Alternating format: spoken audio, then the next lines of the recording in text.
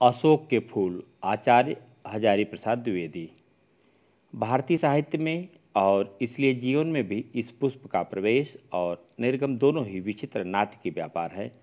ऐसा तो कोई नहीं कह सकता कि कालिदास के पूर्व भारतवर्ष में इस पुष्प का कोई नाम ही नहीं जानता था, परंतु कालिदास के काव्यों में यह जिस शोभा और सुकुमारी का भार लेकर प्रवेश करता है वह पहले कहाँ था।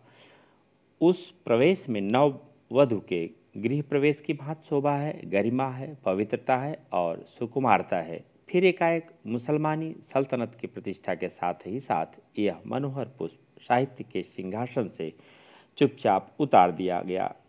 नाम तो लोग बाद में भी लेते थे, पर उसी प्रकार जिस प्रकार बुद्ध, विक्रमादित्य का, अशोक को जो सम्मान कालिदास से मिला वह अपूर्व था। उपर्युक्त गद्यांश के पाठ और लेखक का नाम लिखिए।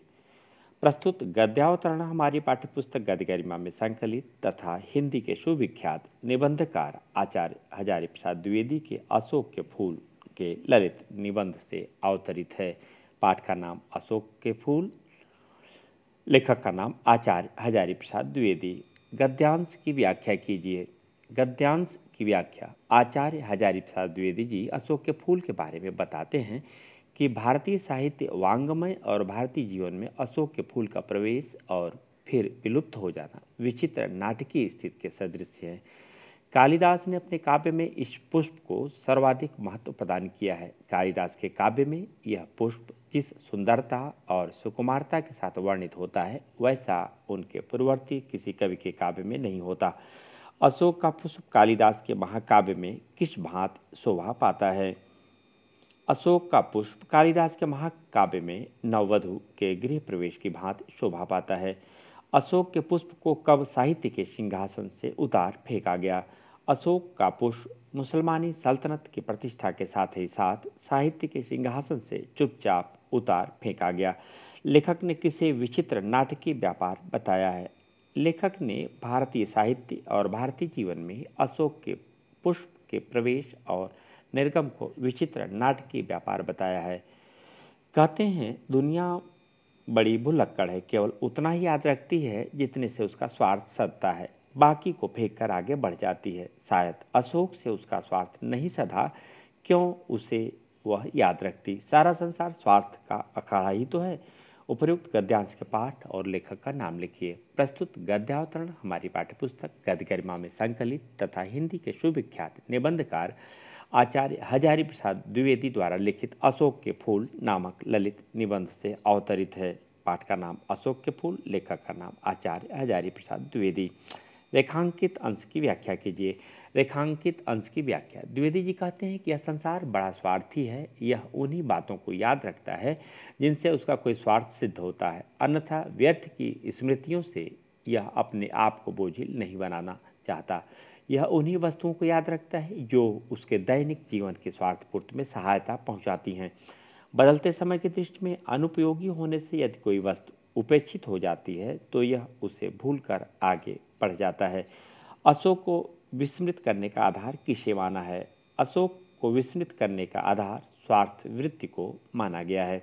लेखक ने दुनिया का किस प्रकार व्यवहार बताया है। लेखक ने दुनिया के व्यवहार को इस प्रकार बताया है कि यह केवल उतना ही याद रखती है जितने से इसका स्वार्थ सधता है, बाकी को फेंककर आगे बढ़ जाती है। स्वार्थ का अखाड़ा किसे कहा गया है। सारे संसार को स्वार्थ का अखाड़ा कहा गया है। मुझे मानव जात के दुर्दम निर्मम धारा के हजारों वर्ष का रूप साफ दिखाई दे रहा है।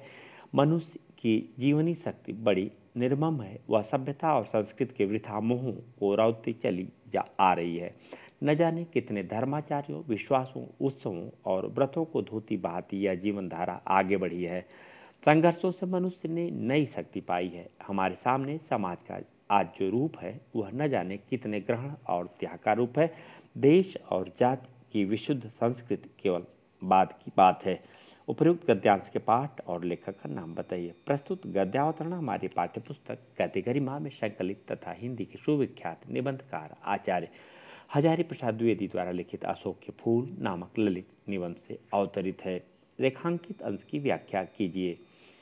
रेखांकित अंश की व्याख्या आचार्य हजारी प्रसाद द्विवेदी जी कह रहे हैं कि मानव जाति के विकास के हजारों वर्षों के इतिहास के मनन और चिंतन के परिणाम स्वरूप उन्होंने जो अनुभव किया है वह यह है कि मनुष्य में जो जिजीविषा है वह अत्यंत निर्मम और मोह माया के बंधनों से रहित है।